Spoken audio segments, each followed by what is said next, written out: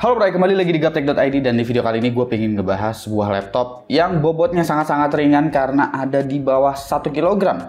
Nggak cuma itu aja, laptop ini udah menggunakan Intel Core Ultra Series alias si Meteor Lake. Ini adalah MSI Prestige 13 AI Evo dengan kode seri A1MG.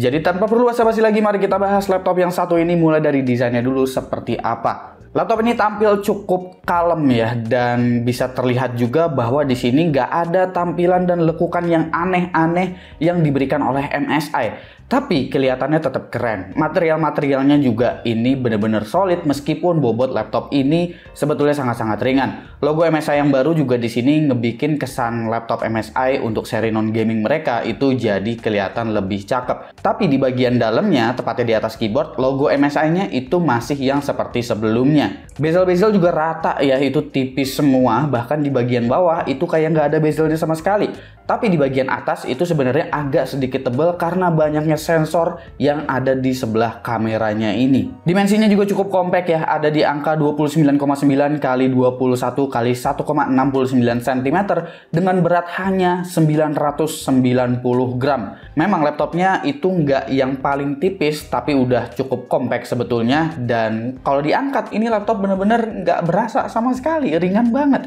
Chargernya juga ukurannya kecil, jadi ya masih fine banget ini buat dibawa kemana-mana, laptopnya bakalan nyaman banget gitu. Bagian keyboardnya di sini tentunya nggak full size ya, karena laptop ini berukuran 13 inch, jadi ada beberapa tombol yang memang diperkecil. Bahkan tombol kontrol di sebelah kanan diperkecil, pack up pack down-nya juga mepet banget sama arrow key-nya. Tapi touchpad-nya cukup lebar, bukan yang gede-gede banget gitu, dan gue lebih senang touchpad yang ukurannya segini. Oh ya, nggak ketinggalan juga di bagian keyboardnya, tepatnya di bagian tombol power, itu udah include juga dengan fingerprint reader ya. Lalu untuk I/O di sini lumayan lengkap. HDMI 2.1 masih ada meskipun ini laptopnya tipis. Thunderbolt 4 itu ada 2 biji, audio jack masih ada, micro SD reader ada, USB Type A-nya juga ada. Gue seneng banget nih laptop yang kecil begini, ringan, tapi nggak perlu tambahan dongle lagi karena USB A ada, USB-C juga udah ada 2 biji, bahkan support Thunderbolt, card readernya juga ada, HDMI-nya juga disediain. Jadi udah tinggal colokin aja, udah ready semuanya. Layarnya juga ini superior ya, dia ukurannya 13,3 inch, resolusinya 2,8K alias 2880 x 1800, jadi rasionya 16:10.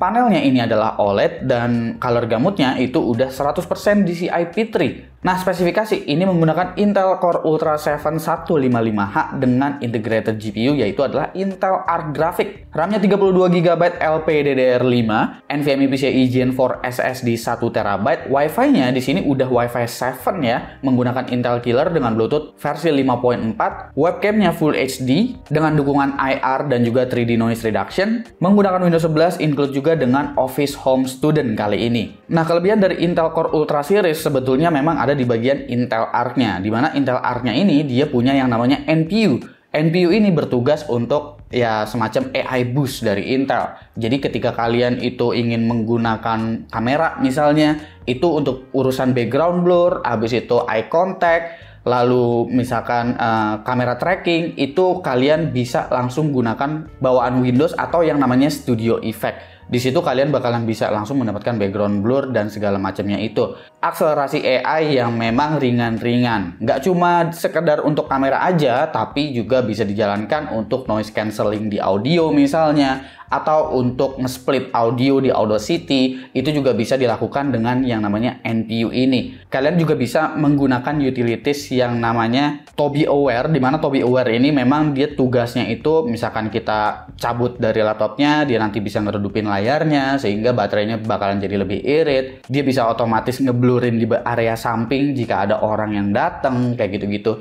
Itu juga dimanfaatkan oleh si NPU-nya ini. Jadi menurut gua itu oke banget dan utilitiesnya MSI udah sediain di situ. Ada kamera shutter juga di sini, semisal kalian butuh privacy lebih untuk webcamnya, itu kalian bisa tutup kameranya. Nggak cuma sekedar NPU, tapi Intel Arc yang ada di Intel Core Ultra Series itu dia punya arsitektur yang sama persis seperti yang ada di versi desktopnya. Jadi kemampuan gamingnya juga ini akan sangat-sangat baik untuk sebuah iGPU. Ditambah lagi encodernya juga udah punya dukungan AV1. Jadi dengan iGPU yang seperti ini rasanya udah paket komplit nih. Untuk productivity iya, untuk akselerasi AI yang ringan-ringan itu juga udah oke, dan untuk gaming tipis-tipis juga itu kalian masih bisa. Tapi ya emang opsi upgrade itu bakalan minim banget untuk laptop seperti ini, karena untuk M.2 aja itu cuma satu. Jadi kalau kalian mau tambahin jadi 2 TB ya kalian cuma bisa ganti. Lalu untuk memori karena udah menggunakan LPDDR5 maka semua udah disolder, nggak ada slot SODIMM-nya di laptop ini. Utilities ada MSI Center ya.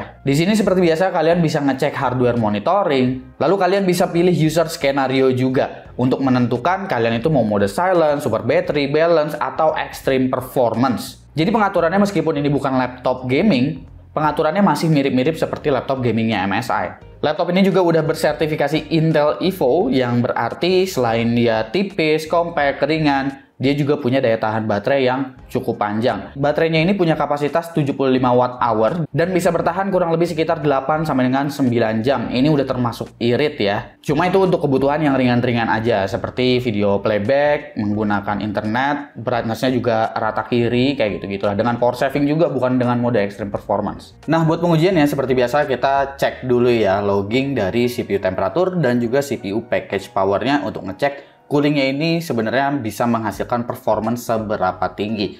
Kalau kita lihat di sini, dia itu untuk temperatur memang di awal-awal nyentuh ke TJ Max ya, di angka 100 derajat Celcius.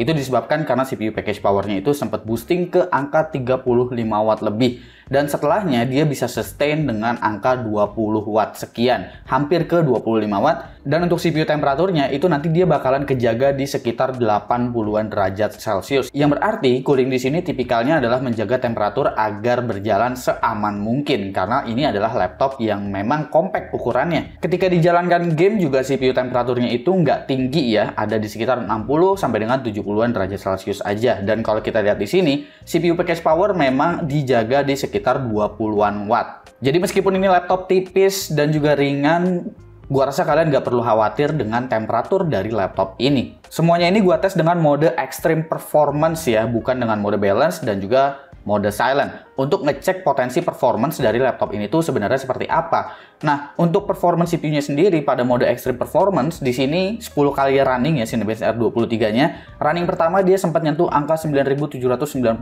hampir ke angka 10.000. Running keduanya masih di kisaran 9.000-an, running ketiga mulai turun dan dia bakalan stabil di sekitar 7.000-an, sempat bumping lagi ke angka sekitar 8.000-an. Jadi potensi maksimum performance-nya itu memang ada di sekitar 9.000 gede, atau bahkan kalau ambience-nya itu memang adem banget, mungkin kalian bisa nyentuh ke angka 10.000 untuk multicore-nya. Nah, kemampuan dari Intel Arc-nya ini untuk 3D Mark Firestrike dalam mode extreme performance ini bisa nyentuh ke angka 7123 ya.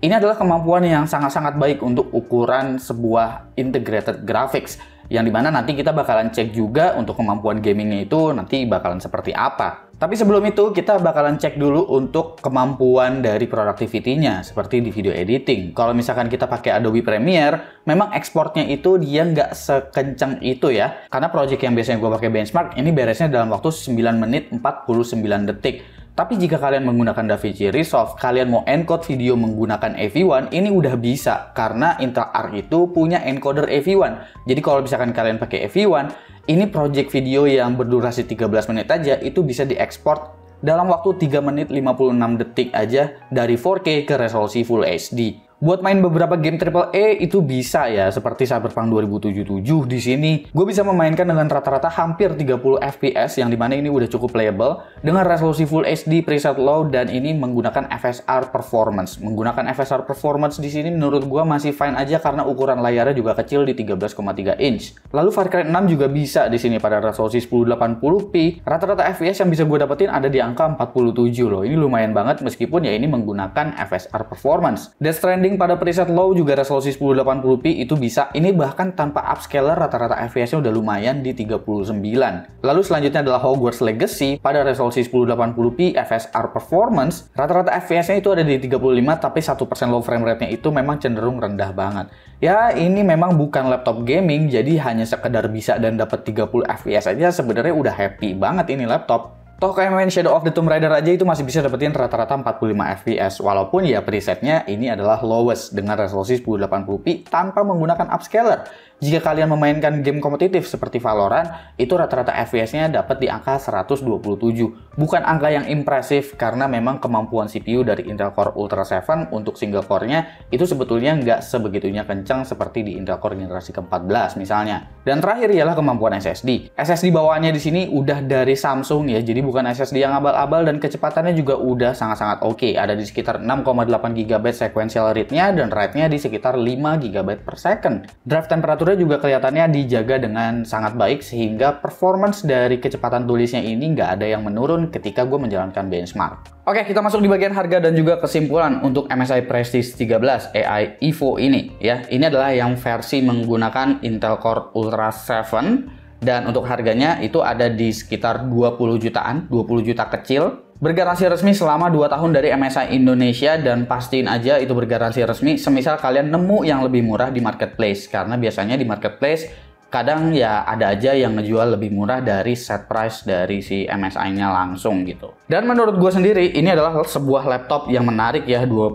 juta sekian harganya, dapat Intel Core Ultra, performance-nya oke, bisa diajakin main game juga tipis-tipis, bahkan game AAA, meskipun tetap gue nggak bisa merekomendasikan laptop tipis seperti ini untuk digeber main game terus.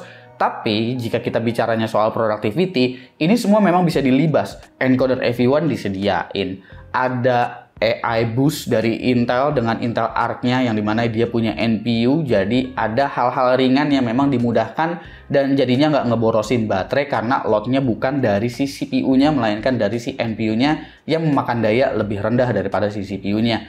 Lalu untuk layarnya juga ini oke, dan yang paling terpenting itu adalah bobotnya ya. Jadi untuk sebuah laptop yang super tipis dan ringan seperti ini, gue fine sih dengan si MSI Prestige 13 AI Evo ini. Kalau menurut kalian gimana nih laptop yang satu ini? Komen di bawah dan kasih pendapat kalian masing-masing. Jangan lupa subscribe, gue Subki, dan seperti biasa, sampai jumpa di lain kesempatan.